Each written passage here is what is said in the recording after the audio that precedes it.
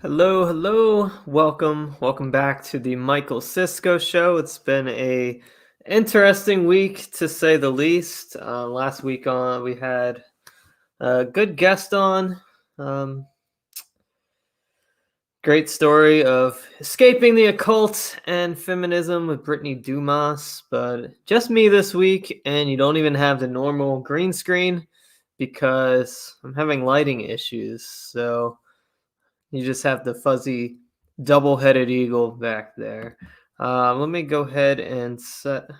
I am setting up entropy chats now as everyone kind of comes on. Give me a sound check. Let me know everything's okay. It's been a while since I've done a solo, so um, 1 second. I'm about to hear the little reverb because I don't have the headset in. Oh, I caught it. So, how's everybody doing? Anyways, exciting news, I guess you could say. Oh, what's going on, Jack? Hello, Amelia. Welcome to the show. But we do have some things changing on the show. We are debuting on 2 new platforms right now, on which you can see them in the description. Bitwave.tv/Michael Sisco and Trovo.live/Michael Sisco. So let me know which one you guys like better. I can't really see well, I do actually have Bitwave playing on my phone at the moment. So, but I don't know if I can really see chats. So, if you do want to send a chat, send it through Entropy. That way, if you're watching on one of the new platforms, whether that be Bitwave or Trovo, send the comment through Entropy. That way I can see it. You can send free chats on there, by the way. However, super chats are extremely helpful.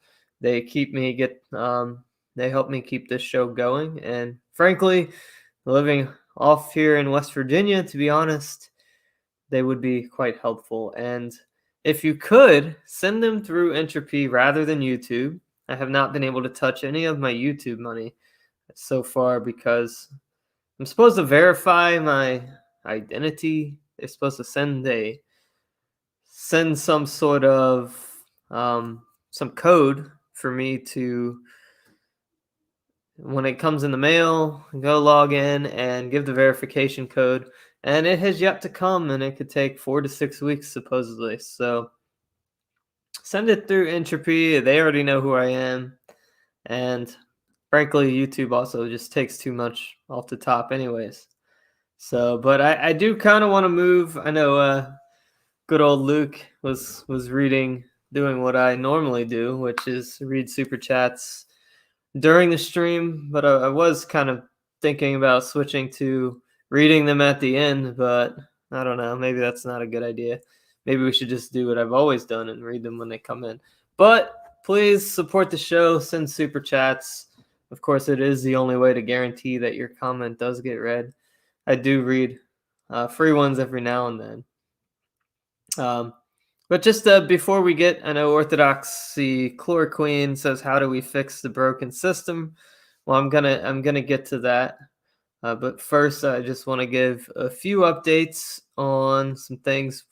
The Change.org petition that I started to petition the bishops to reopen our churches without restriction and to not force us to take vaccines. We have reached over 1,000 signatures. And so I just want to let you guys know the next step. The next step for that is, well, for one, I will write a letter to each of our bishops. Any Orthodox bishop who has a jurisdiction in the United States, they will be receiving a letter from me. If it's my bishop, I will be submitting it through proper channels, which is through my priest. My priest can then, just so that if anyone who's Orthodox wants to know how to properly communicate with your bishop through normal Orthodox means. It's through your priest.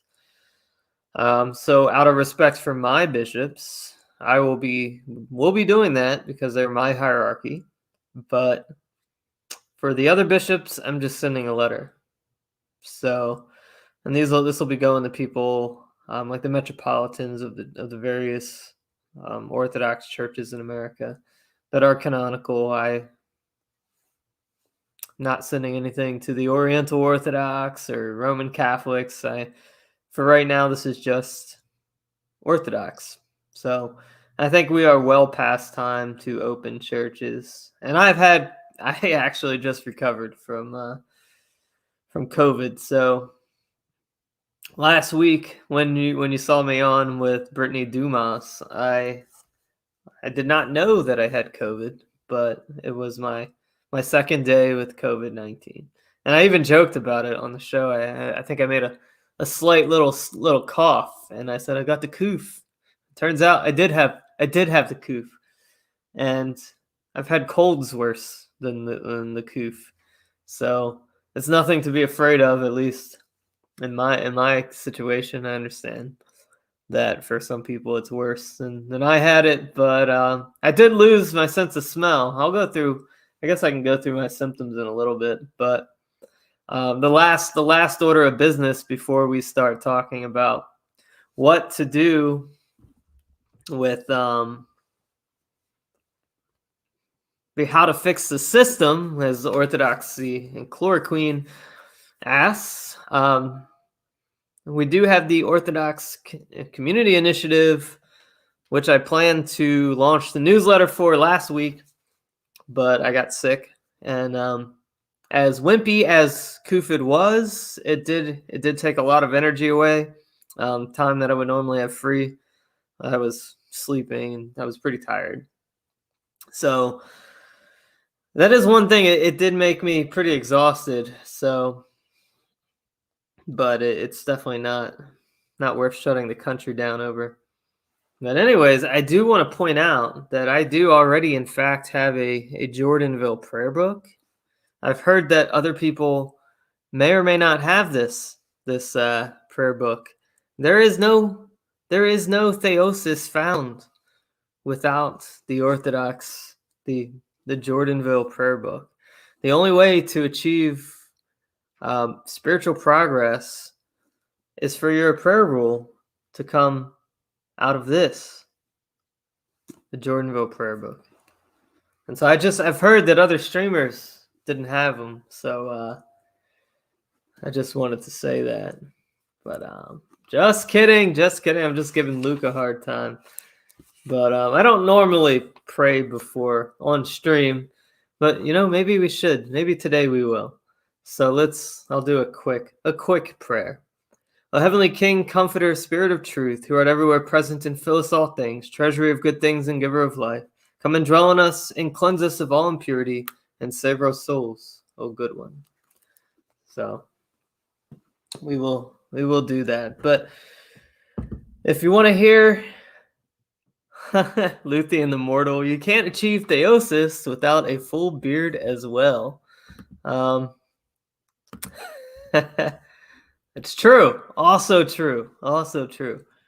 That hit piece that they came out on with that stupid lady mentioning Witsky and Luke. That's kind of sad. They didn't mention me. Usually, if someone's going after Witsky in an article, I'm generally included in those. But I guess I don't know. Shame on this lady for missing. I was even in a recent Orthodox and Dialogue piece too lately, but whatever. RDB. So give us the solution. You guys don't want to hear what COVID was like first? I can go through my my symptoms day by day, but you probably more interested in and understanding how to defeat our evil overlords, huh? Yeah, my green screen is just fading in and out. My lighting is not working out today. So trying to fix that a little bit. COVID is boring. Give us the goods. All right. I'm gonna give you the goods. But we're gonna read. We're gonna start out with reading some scripture. So Exodus 14. We're gonna read a little story from the Old Testament. Brandon, COVID is over, bro. They already stole the election. That's true. The revanchists, the solution to win the meta-political struggle, out-argue and trigger the overlords to overplay their hand. We can break their spirit and demoralize them, trigger them. Not exactly. I'm going to go with the first step that is a little different.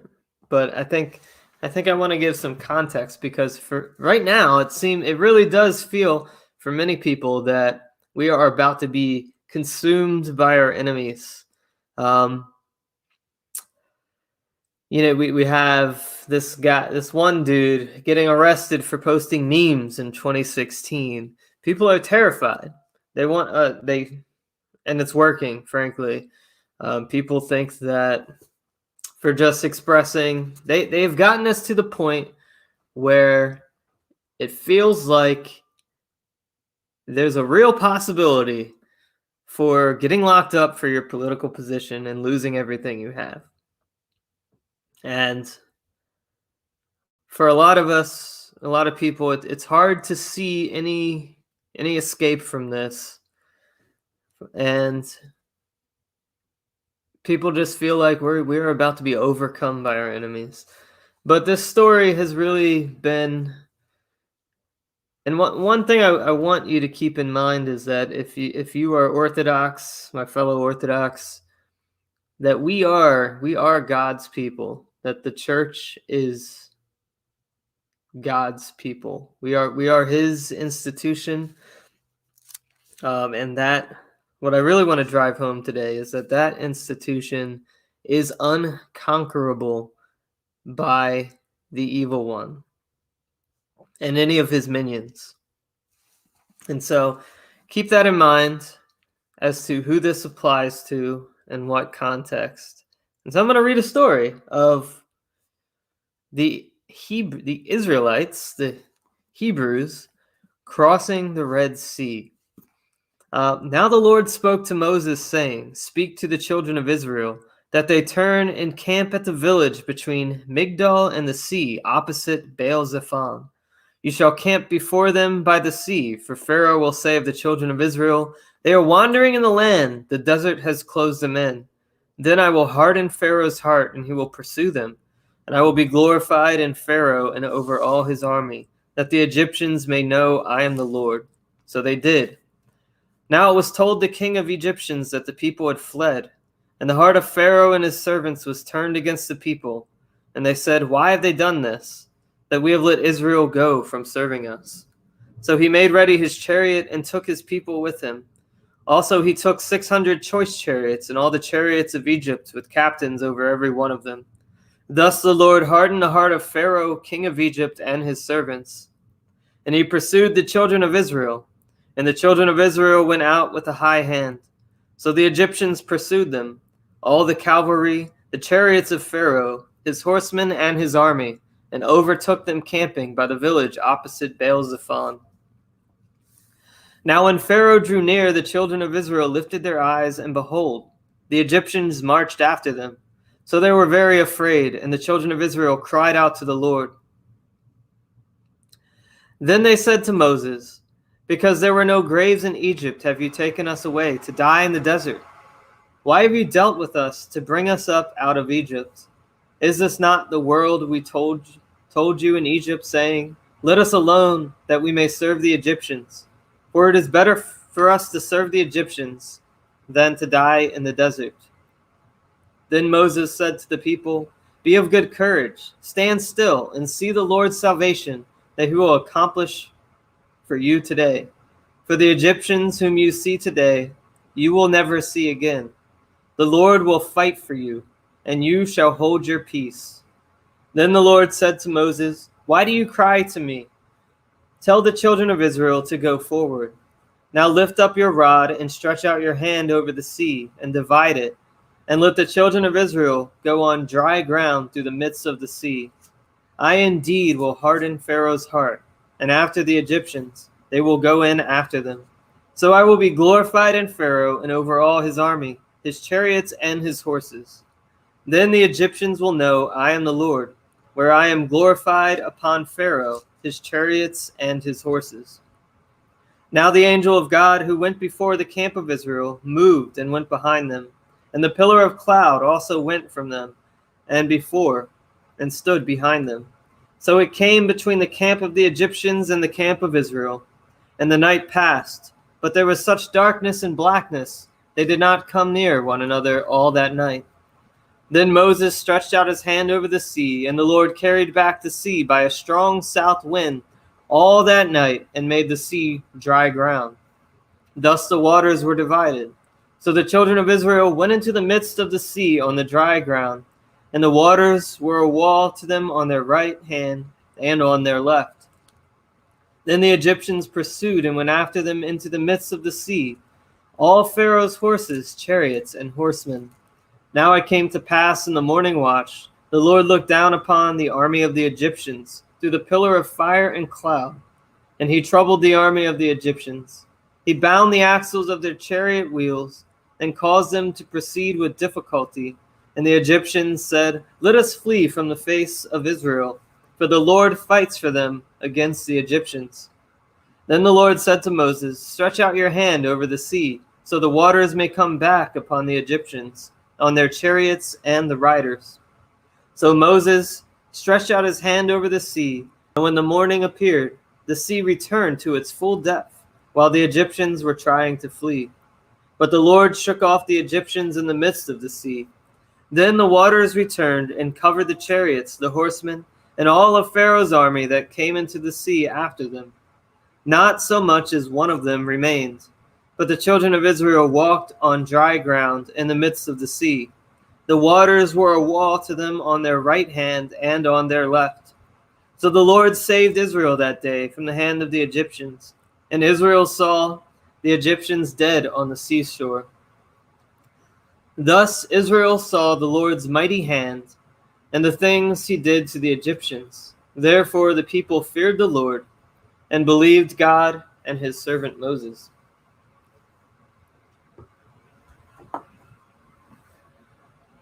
And so, how is this relevant to us now? Well, for one, it does feel like we are being pursued, and it seems like we are about to be overcome by the enemy.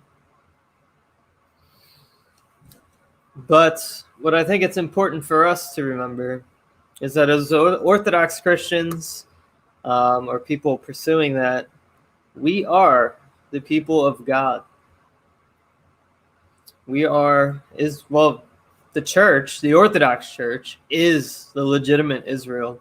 And so we are really reading about our spiritual ancestors here.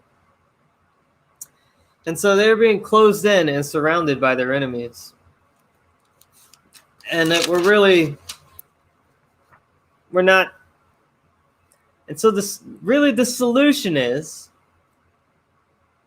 to cross over the Red Sea into the Promised Land. And how do we do that? So obviously we don't view this as a physical. This was actually a foreshadowing it was a Christological foreshadowing in the Old Testament anyways, right? And so when we're thinking about the Passover, like what happened on the Passover before this, before the Israelites even got to this point?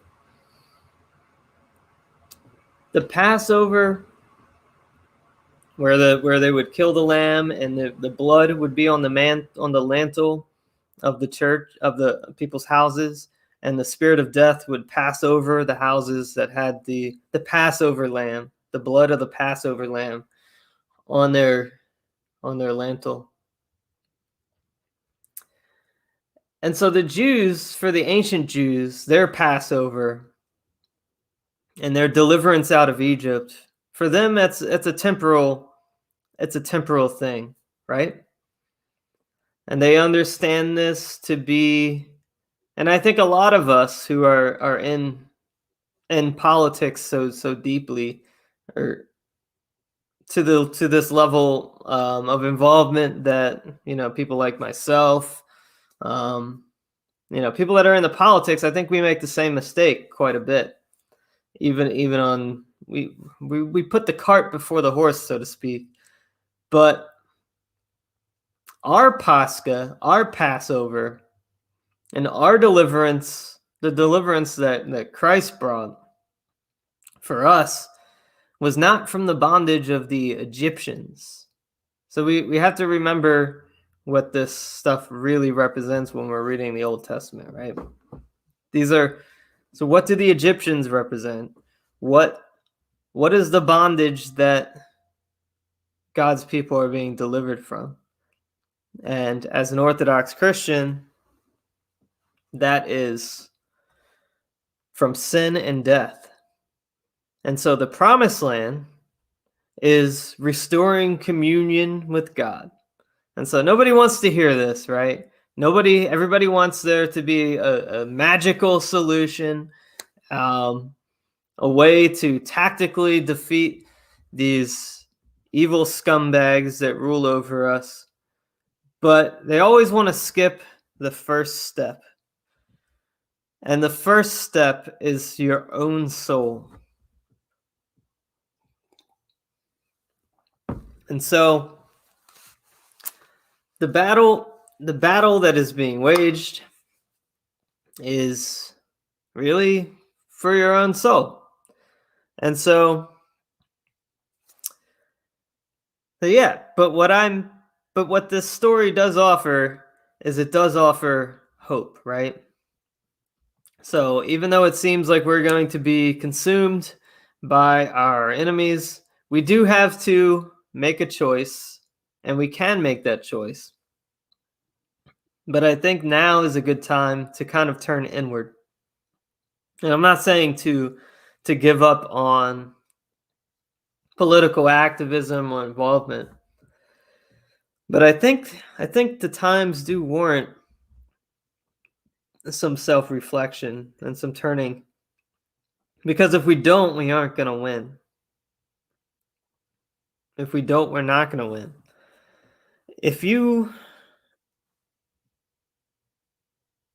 The political climate, I've been thinking about this. I've also been studying theology lately, so my head's been in kind of a different place than it normally is. But the political climate of our country is a direct reflection of the spiritual condition of its populace. And so I'm not saying that we aren't good, that we're not the good guys, right? I'm not saying that it's yes, there is a small evil elite that is ruling and controlling and manipulating, and that are quite responsible for recent events. And it is the forces of good versus forces of evil. But let's get real. Is it really 74 million righteous Orthodox people? No, we make up less than 1% of the U.S. population. We're the second, and so I'm just making a real evaluation here. We're the second most popular group, largest group of Christians in the world, but in the United States, arguably the most powerful nation of the last century, we are the smallest group of Christians, and we make up less than 1% of the U.S. population. So our political reality is a reflection of our spiritual condition here in the United States. And so the solution really is we have to baptize this country. But in order to do that, you have to baptize, you have to start with yourself. If you want to save your country, save yourself.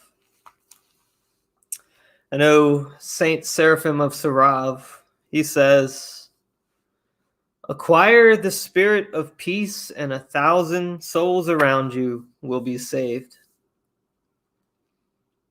So, yeah.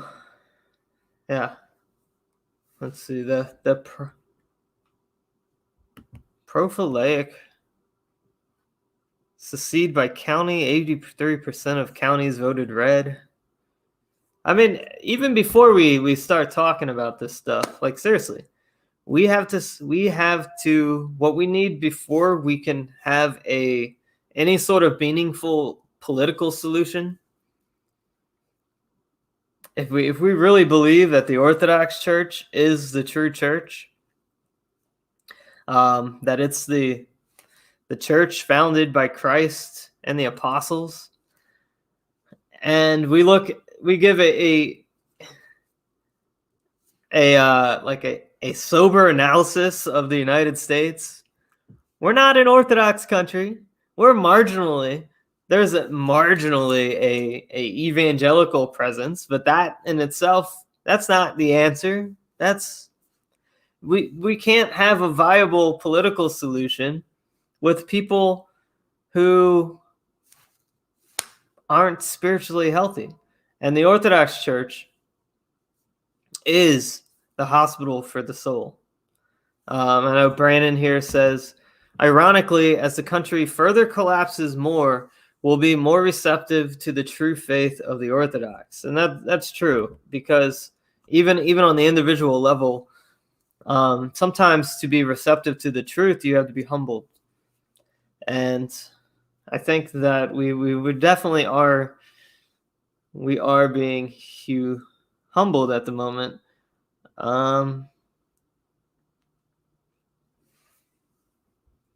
I think you are misunderstanding me, Mr.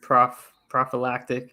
No, it's the evil of so many Christians not taking action. Well, repentance is an action, first of all. And so I'm not saying that we disengage. I'm saying the first step is to actually repent. So we have to, one, become Orthodox if you are not Orthodox, right? No, none of this. What are we going to do?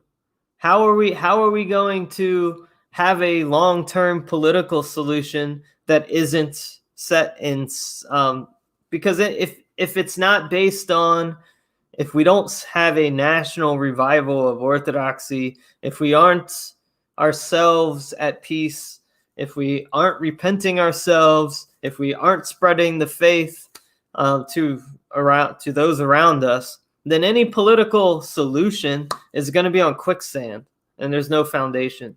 So the foundation has to be Christ, otherwise it's not going to work. And all of that physical action that you talk about is all going to be in vain. So you can't counter evil when you don't even have a solid foundation of the fullness of the faith underneath of you. And so that's what I'm saying. I'm not saying that we shouldn't be. I mean, obviously, I've ran a U.S. Senate campaign. I've participated in my civic duty. I served in the Army for 6 years, and then I've done my political thing. So I'm not disparaging political action. What I'm saying is it's all for naught if we don't spread the truth of the fullness of the faith. That's what I'm saying. Brittany Duma, she says, we got to change those numbers. Conversion in mass are possible. Spiritual illness of the nation, political is greater than political climate, rather precedes it. So yeah, that's exactly right. Our political climate is a reflection of our spiritual state. What are you talking about? The prophetic blaming many for the evil and power of the CCP, Jewish Islamic global cabal is stupid and evil. Get out and take. You're a moron. You're a moron. What I'm saying is I'm not blaming anyone for the sins of this cabal you speak of or the globalists. No, really? I know that they're responsible for their actions, and I'm not telling you to take on guilt of the sins of others. What I'm saying is that the overall spiritual state of our country is suffering, and oftentimes because of the deceptions of some of those people that you just mentioned. So for one, shut up in my chats. If you're going to keep being a moron and counter signaling everything I'm saying, get out or I will kick you out. So, but yeah, so the first thing that we have to do, for one, is become Orthodox. If you're not Orthodox, become Orthodox. And then maybe you'll stop saying retarded things in my chat. 2, repent, which is obviously part of becoming Orthodox. But we have to repent ourselves. We're all on the path of repentance. We're all sinners. Before we receive communion, we basically profess to be chief among sinners. So that's a continual process. 3, live out the sacramental life. And for one, that's not...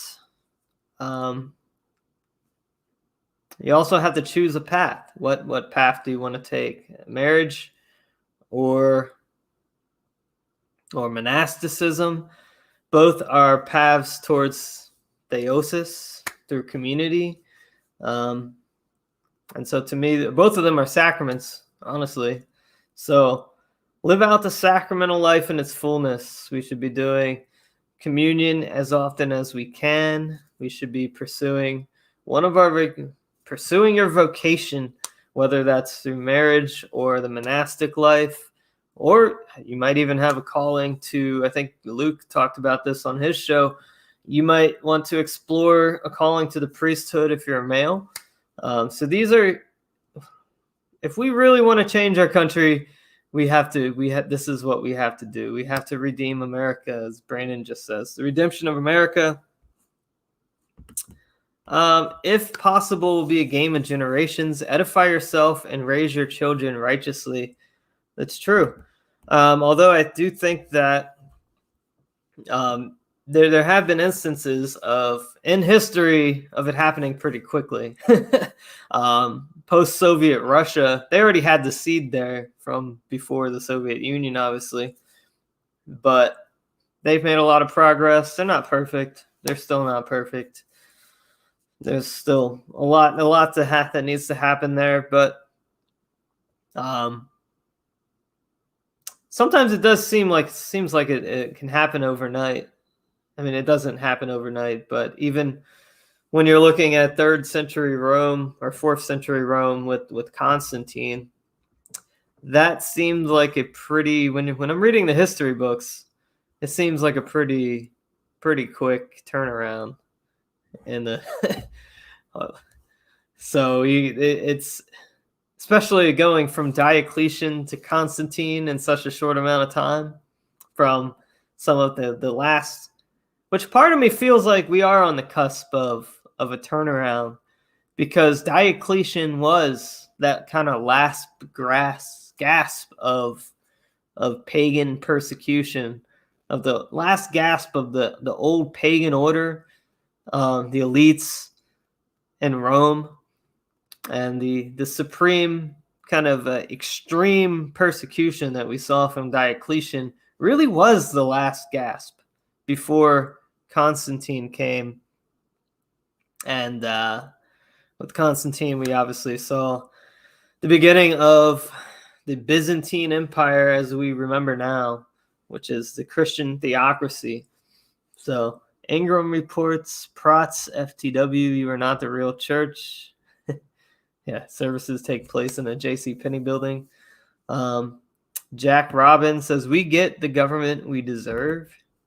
So that's true. But yeah, so I think we need to, honestly, and I'm going to still be doing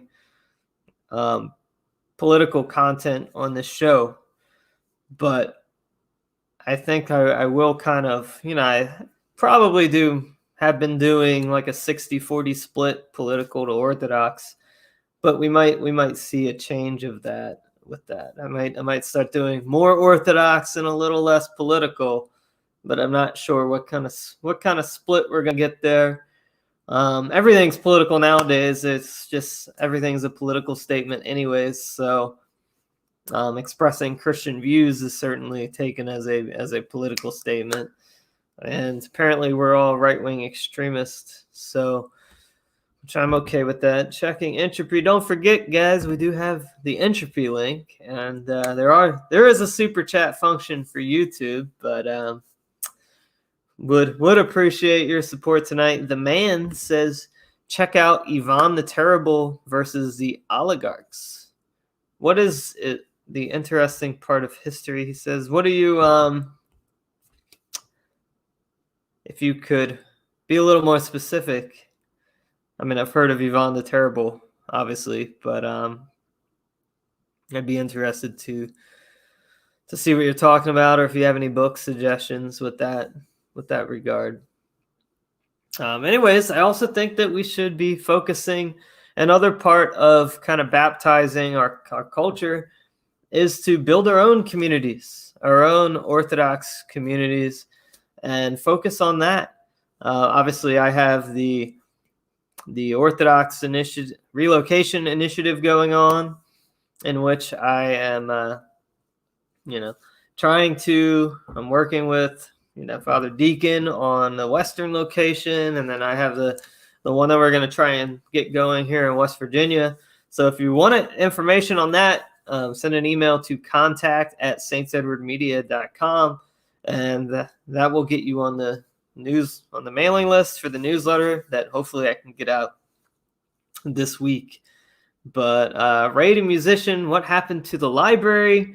I'm having lighting problems, and so the green screen's not really working. So I'm gonna have to move to a brighter room, I think.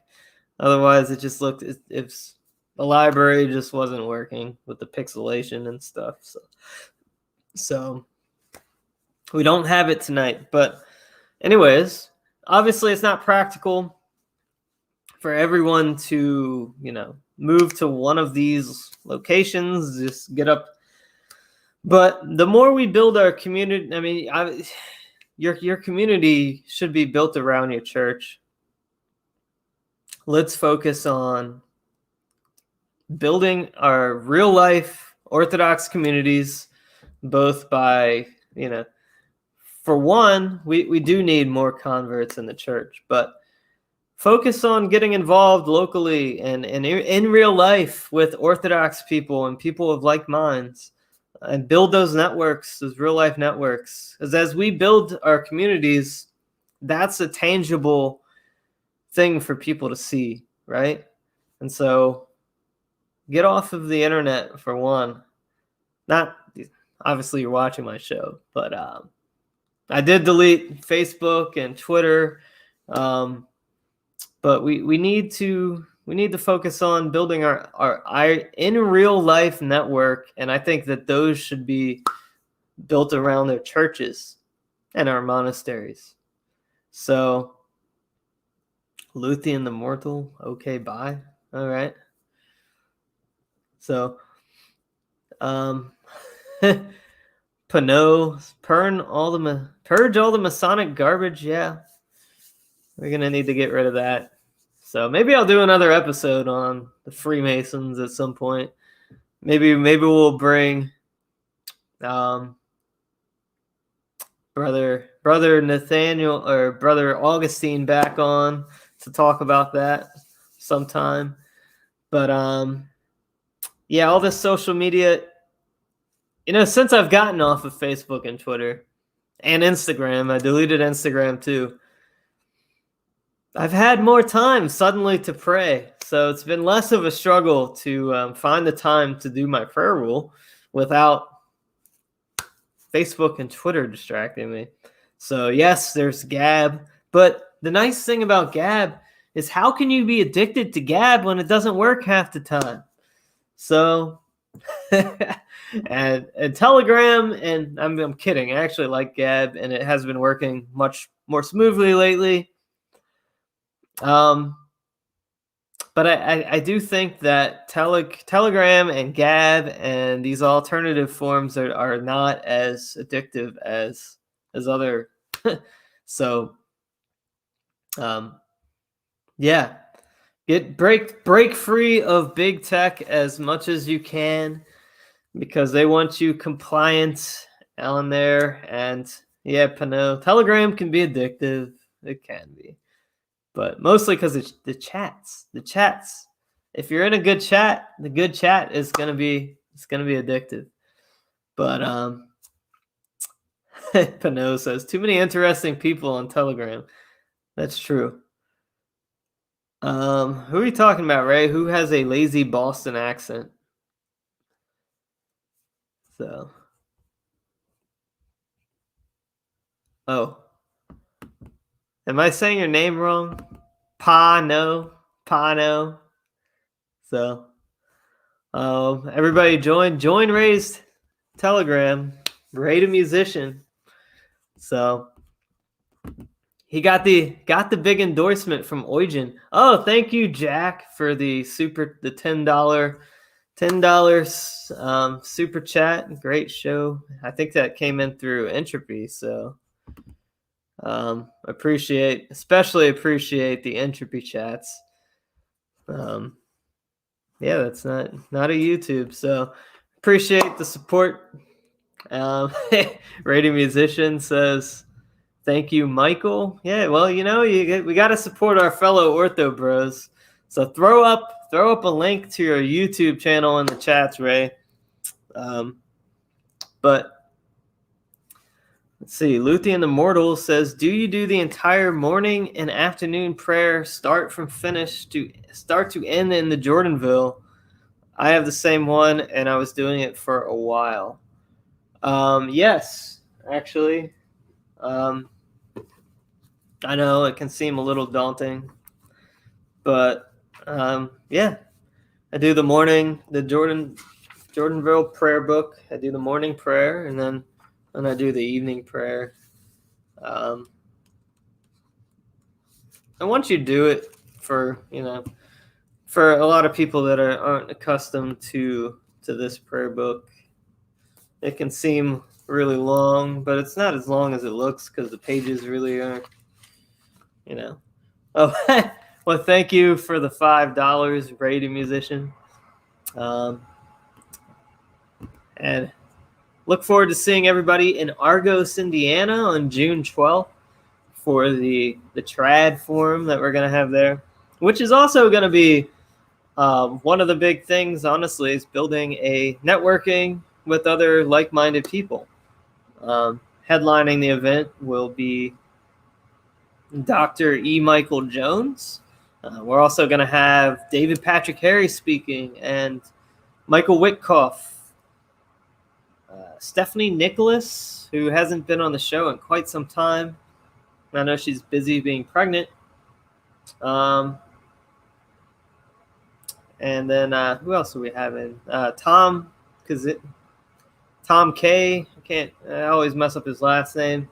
But we got a pretty good lineup, and we might be adding more after the early bird. So tickets are only $30 right now until I think mid-February. They go up to $50. So if you want, it is on Eventbrite, so you can find it on Eventbrite, or you can, if you go on saintsedwardmedia.com, all of my articles have a link to the PayPal, to our PayPal. You can send us, or you can just pull it up, Saints Edward Media. Send us the $30 on there and just email me at contact@saintsedwardmedia.com that you bought a ticket. So just send the $30, or I'll let you guys know at some point mid-February. I think February 14th it does go up to $50, and then some bigger names are going to be announced to be speaking as well. I was gonna speak, but I might just be the MC for the event since I'm organizing it. I don't know. Luthien the Immortal says, I would actually do the entire morning and then 100 prayers on the prayer rope and even sometimes read a daily song.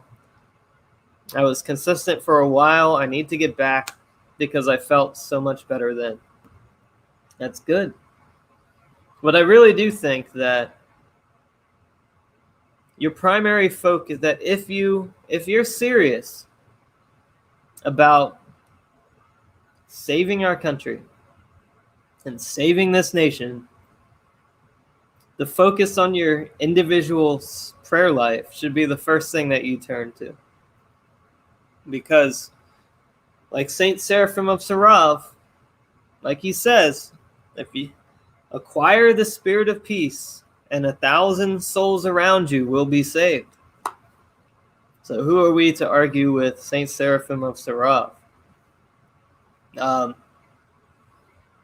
But we also, in addition to focusing on our own repentance, our own spiritual life, living the sacramental life, building our religious communities, and in real life, building those networks, whether that be with your local parish or local monastery, or taking part in the community initiative that I have going. We also need to focus on spreading the light of Orthodoxy to our fellow Americans. Like what could you possibly do that's more patriotic than bringing your fellow countrymen to the church? So I'm going to have a project for everybody watching today, and anyone that hears the playback. I want you to bring at least one person to Vespers or liturgy in the next week. One person. So that's the Michael Sisco show. Patriotic goal of the week. Bring one person to Vespers or liturgy that has never been exposed to Orthodoxy before. And, and Ray the Musician says he bought a friend a prayer book. So that's the type of stuff that we need to be doing. Pano says, remember when Adam lost his focus on God, the whole universe fell apart. Pray and community is key. So yeah, we have to restore communion with God ourselves. Embrace the promise land. Like, we have to cross that Red Sea into the promised land. And what was the promised land? The promised land for us was Christ conquering death by death to restore communion between ourselves and God. The communion that we lost from the fall. So, because, in the garden, we were in a state of communion. Adam and Eve were in a state of communion with God. And then they severed that communion when they disobeyed God. They made the choice to sever that communion. And then Christ corrected as the new Adam. Christ, by conquering death with death, corrected the wrong. So he gave us a means to restore communion with the Father. Luthien the Mortal, we generally pray standing. Brittany says, democracy is hell. Heaven is a kingdom. St. John of Kronstadt. Very true. Very true. Democracy started when Lucifer was cast out of heaven. I'm not even joking. That was the beginning of democracy. Was the rebellion. It was a popular rebellion against the king, which is not the same as our populist movement now, because we are pushing back against the establishment elites why do the globalist elites prefer popular forms of government, such as republicanism or democracy? Why? Because they can conceal their evil plans behind the veneer of popular governments. They don't have to. A king has to take responsibility, and there has to be a level of honesty and transparency to be a king or a Christian monarch.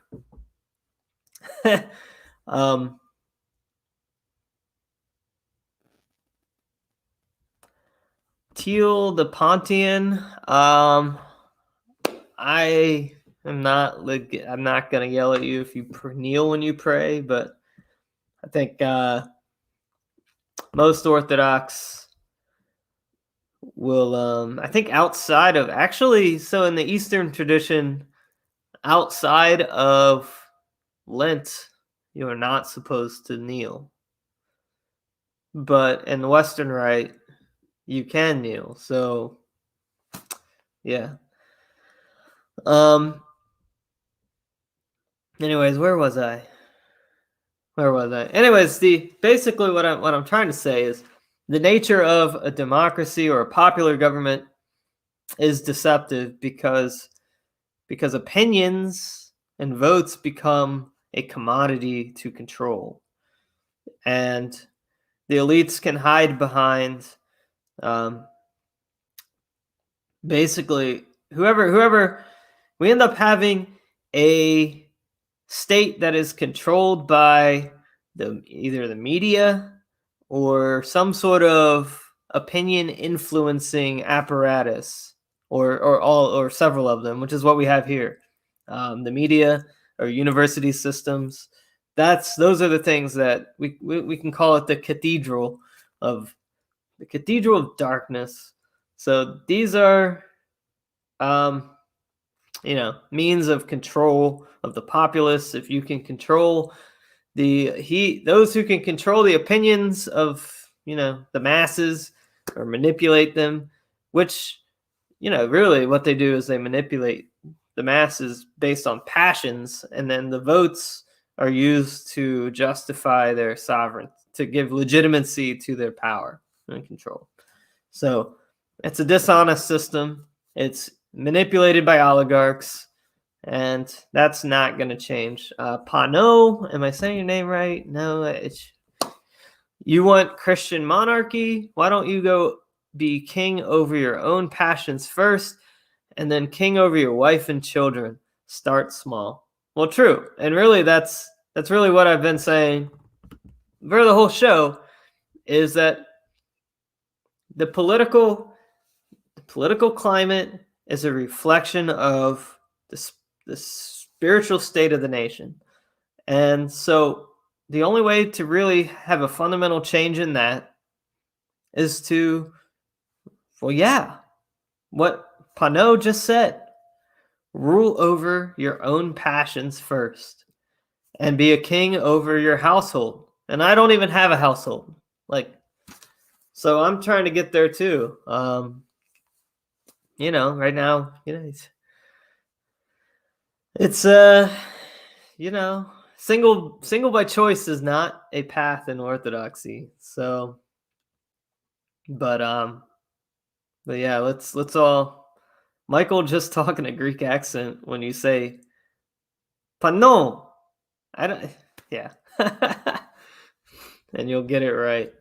But anyways, So pray for me as I also work towards overcoming my passions and, building a family, finding a wife, building a family and a little church to lord over.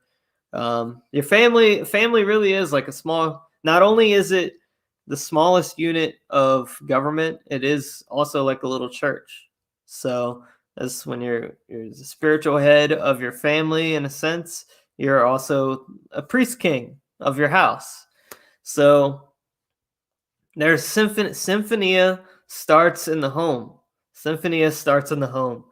And so if we profess to be Christian monarchist, like most of us, first of all, monarchy is the only form of government blessed by the church.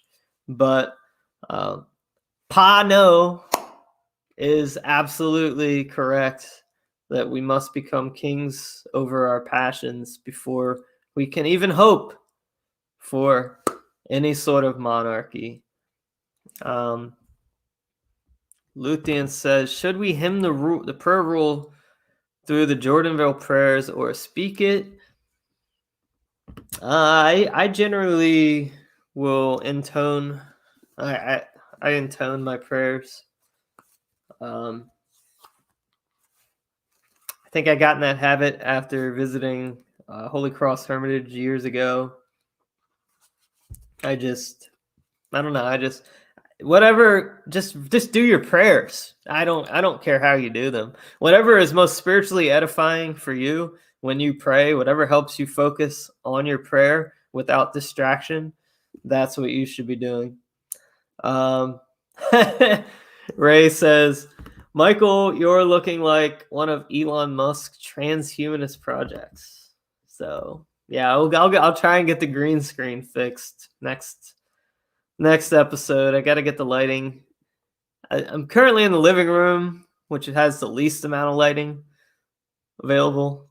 So I'm going to try moving it upstairs to the extra room and see how that goes. Eugen, the Telegram King of the Orthodox, is in the chats. So welcome, Eugen. Honor to have you. Teller the Pontian says, every man a king. Well, every man is a king.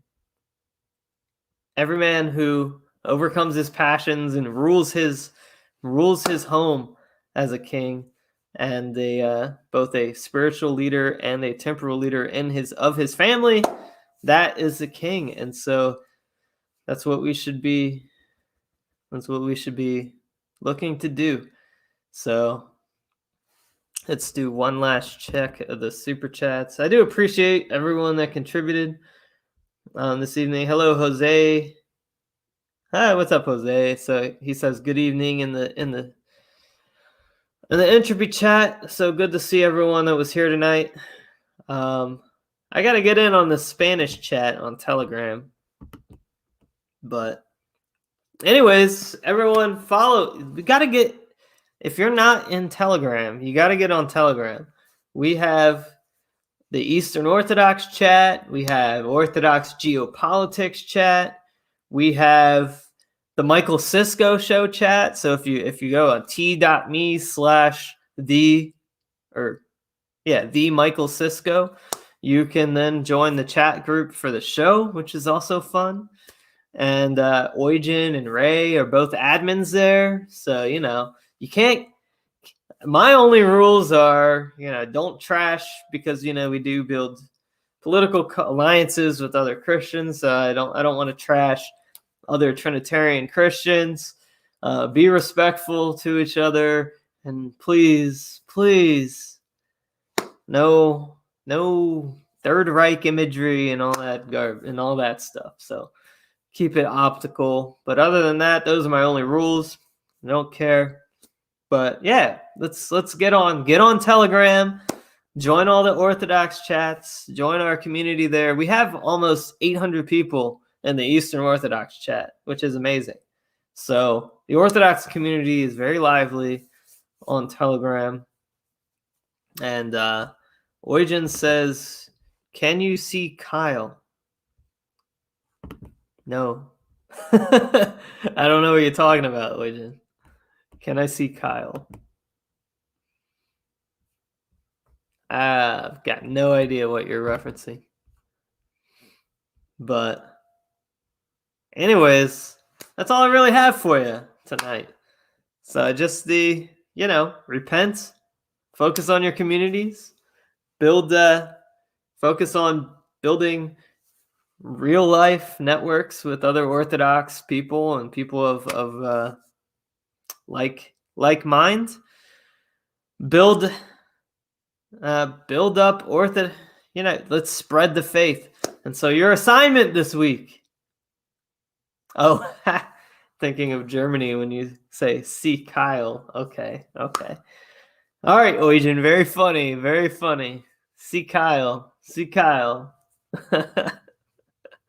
Maybe raise my arm up too. No, Eugen, no. We are not doing that. See Kyle, raising my arm up. So, Kara Masayo says, am I watching MTV? No, you're just watching me with bad lighting, so my green screen was not working well with the Victorian Library. So you get this fuzzy look going on. But what's that? You want me to dab? Is that a dab? Or is that is that a dab? Did I dab right? I think I was just dabbing. But what are they gonna do? Kick me off of Twitter and Facebook and Instagram now for dabbing on air, saying "See Kyle"? But or what are they gonna kick me off of Bitwave.tv or Trovo.live?